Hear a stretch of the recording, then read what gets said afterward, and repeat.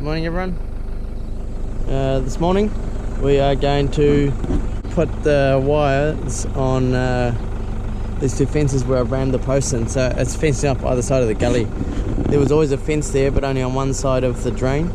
So we're putting in an extra fence on this side, and on the far side where you can see that cutting of just that there was always a fence there, but I've put in a few new posts and just going to tidy it up. So it goes right around. You can see that it sort of goes around like that.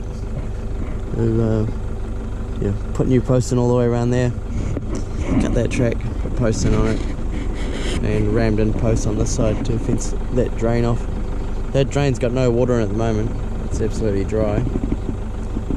So, yeah. Well, I'm going to go up to the top. I'm going to set up the spinning jenny, and then we're going to run a wire out on this side, put the insulators on, and then go around the other side and do that side. It's not very exciting, but that's part of farm life, fencing. The fences I'm doing, they're not too flash. It's just a one wire electric, so you know I haven't used the level for any of the posts. It's just bang the posts in where I think they should be, and as long as it looks alright. So let's get on with it.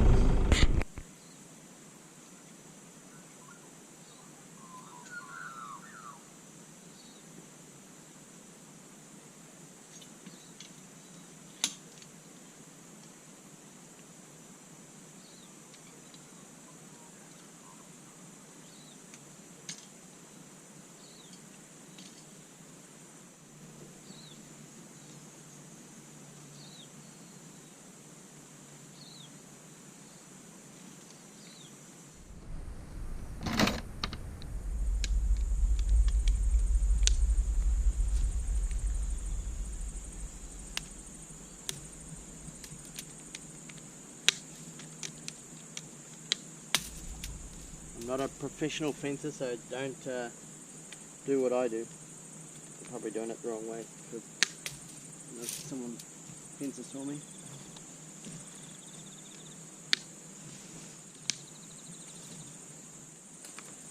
So I'm always learning things, and probably only a couple of years ago I learned that where the tag is on the wire is the end that you start with. I never knew that, and I used to have half the time, you know, sometimes I'd take the wrong end and you end up pulling it from the inside or the bottom, and yeah, quite a pain. But now I know that you start with this, she's all sweet.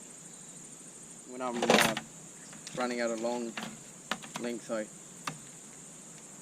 clamp the easy pulls or pliers to the wire, because it gives you something to hold on to.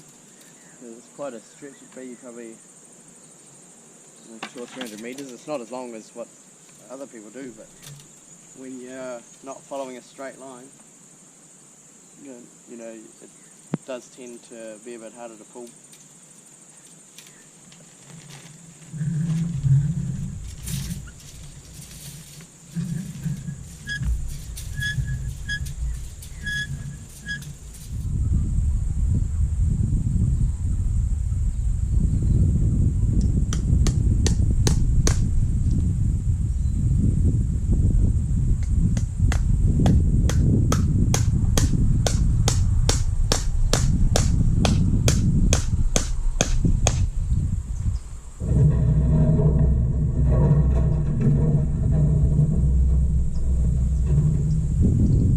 When you've got quite a sharp corner, you've got to put 2 insulators on so that your wire doesn't touch the post.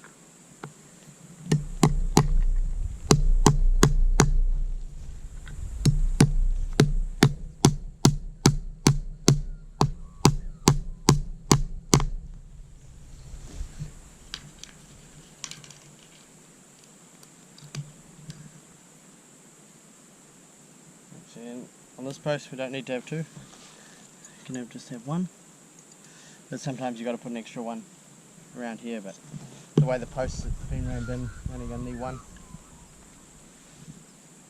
The reason why I do that, so on a 1 wire fence it's a hammer length, and I ram all the posts into the same height, and then you have a hammer length, so it makes all the fences that are one wire all the same height.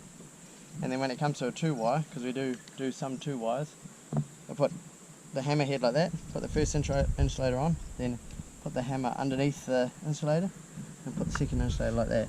So all the 2-wire fences are exactly the same as well. It just means that when you look at the fences, all the wires are the same. You know, they look parallel.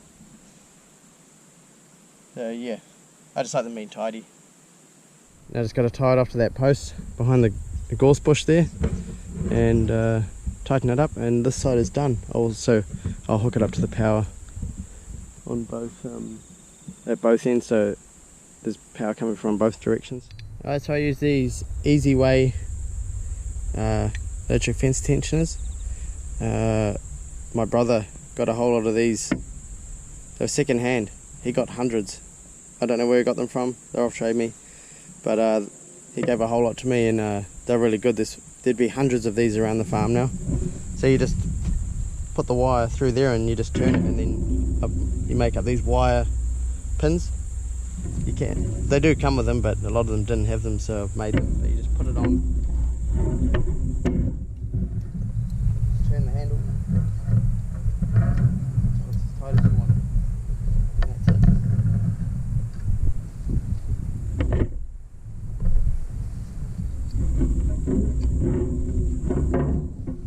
You have to watch they do let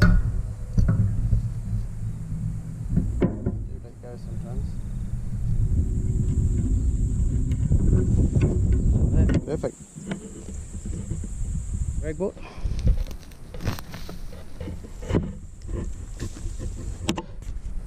This fence here could do with a Titan. It's pretty loose at the moment. It's 2.8, which is pretty good. We've connected it up now, you can see there. So this here will be 2.6, 2.5. And there shouldn't be anything on there, even though you do get that little bit of reading, but same with if you hold your tester away from it, it still picks up a reading, so it'll just be transmitting. You can touch that and not get a shock there.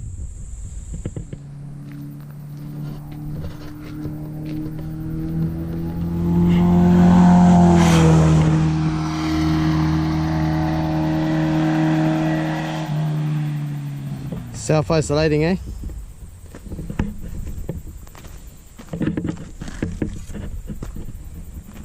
So in the previous video where I was tracking down shorts on the farm, you might remember this flex. Well, there's the old wire tire in there. I just put another one in front of it. I know it's only temporary because that flex is only going to grow more, but it really needs pushing over with the tractor a little bit. It's hard to trim it back. You can't just use a machete or a hedge trimmer. You got to use like scissors.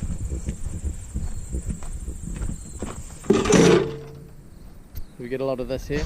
The power company decided they needed to cut away trees to stop them landing on the power line, which is somewhere there. I don't know if you can see it on camera. So they cut down their trees, left them over here, and I think that if those trees there fell over, they would land on those wires. So why did they cut these down when they didn't cut those down? Doesn't make any sense to me.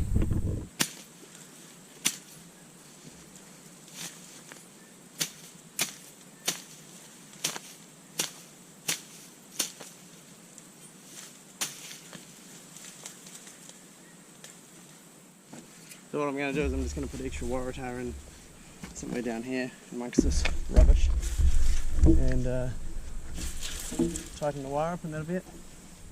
Another impressive view.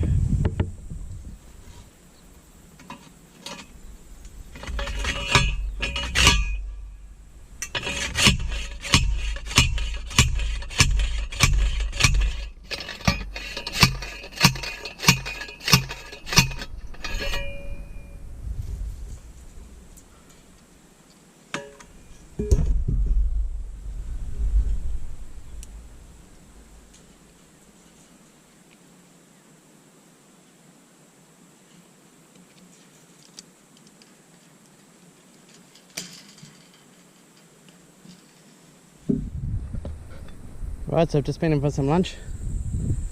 Just started on this fence line, just put in a few posts back there and pulled the wire out a bit. And then this point here, you can see the post on the other side just under the punga there. I don't know if you'll be able to see it, but the fence used to go across there on the other side of that swamp. It wasn't so swampy probably when the fence was put in, and what happens with swamps is generally they get bigger, because what happens is with them not being cleaned out anymore, they just fill up with bush and grass, and so you end up with the water level rising, so the swamps get bigger. So quite a few fences that I've had to redo on this place the fences have been put in, and then obviously the drains don't get cleaned out anymore because they're being classed as wetlands or filtration system, so the swamps get bigger. So hence the reason why we're having to go around and do a bit of this sort of work where you're putting posts a bit higher up. So there's the fence we done before. On the other side of there you can see the wire going up. We fenced off a little steep section there with some cattle ruts on it. Fenced that off, and then so we've retired quite a big piece just in the middle there. Big piece just in the middle. So and now I've actually run the wire out. The wire comes down that cutting there all the way down to here. You can just see it lying on the ground. So I've just got to put an end insulator there, connect the two together, and then put the insulators on back to the top, and it's done. Might seem like a lot of talking and explaining. Fencing might seem boring to to some viewers, but that's part of farming life. You have to maintain your fences, so yeah, better get on with it. I've just reused the end of it there to connect it to the hot wire. Alright, we're going to connect up the other end. Let's see if I can do this without getting a shock. So it's 2.9 kilovolts on this fence, and there's already power on this one, and there's 3.1 on this one, so we'll combine them, hopefully without getting a shock.